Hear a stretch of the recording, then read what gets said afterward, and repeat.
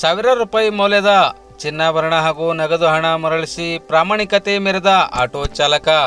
ಆಟೋದಲ್ಲಿ ಪ್ರಯಾಣಿಸುವಾಗ ಮಹಿಳೆಯೊಬ್ಬಳು ಬಿಟ್ಟು ಹೋಗಿದ್ದ ಹಣ ಹಾಗೂ ಚಿನ್ನಾಭರಣ ಮಹಿಳೆಗೆ ಮರಳಿಸುವ ಮೂಲಕ ಆಟೋ ಚಾಲಕನೊಬ್ಬ ಪ್ರಾಮಾಣಿಕತೆ ಮೆರೆದ ಪ್ರಸಂಗ ಬಸವಕಲ್ಯಾಣ ನಗರದಲ್ಲಿ ಶನಿವಾರ ಸಂಜೆ 6 ಗಂಟೆ ಸುಮಾರಿಗೆ ಜರುಗಿದೆ.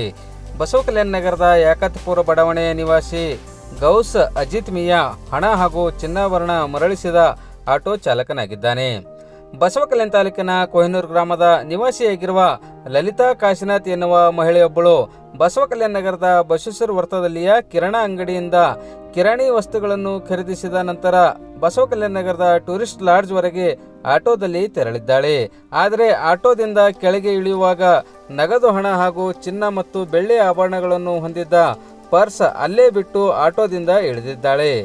ನಂತರ ನಗರ ಠಾಣೆ ಪೊಲೀಸರಿಗೆ ಮಹಿಳೆ ನೀಡಿದ ಮಾಹಿತಿ ಮೇರೆಗೆ ಕಾರ್ಯಾಚರಣೆಗೆ ಇಳಿದ ಬಸವಕಲ್ಯಾಣ ನಗರ ಠಾಣೆ ಪಿಎಸ್ಐ ಅಂಬರೀಶ್ ವಾಗ್ಮೋಡೆ ನೇತೃತ್ವದಲ್ಲಿ ಪೊಲೀಸ್ ಸಿಬ್ಬಂದಿಗಳಾದ ಅಶೋಕ್ ಪವಾರ್, ಸೀಮನ್ ಹಾಗೂ ರಾಜ್ಕುಮಾರ್ ಚಂಡ್ಕಾಪುರೆ ನೇತೃತ್ವದ ಸಿಬ್ಬಂದಿಗಳ ತಂಡ ಸಿಸಿಟಿವಿ ದೃಶ್ಯದ ಸಹಾಯದೊಂದಿಗೆ ಮಹಿಳೆ ಪ್ರಯಾಣಿಸಿದ ಆಟೋ ಬಗ್ಗೆ ಪತ್ತೆ ಹಚ್ಚಿ ಚಾಲಕನಿಗೆ ವಿಚಾರಿಸಿದ್ದಾರೆ.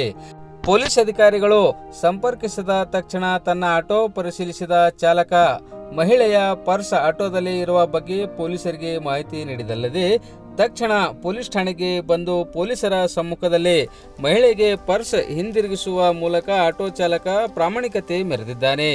ಮಹಿಳೆ ಮರೆತು ಹೋಗಿದ್ದ ಪರ್ಸ್ನಲ್ಲಿ 13,000 ರೂಪಾಯಿ ನಗದು ಹಣ ಹಾಗೂ 20,000 ರೂಪಾಯಿ ಮೌಲ್ಯದ ಚಿನ್ನ ಹಾಗೂ ಬೆಳ್ಳಿ ಆಭರಣಗಳು ಇದ್ದವು ಎಂದು ನಗರ ಠಾಣೆ ಪಿಎಸ್ಐ ಅಂಬರೀಶ್ ವಾಗ್ಮೋಡೆ ಮಾಹಿತಿ ನೀಡಿದ್ದಾರೆ.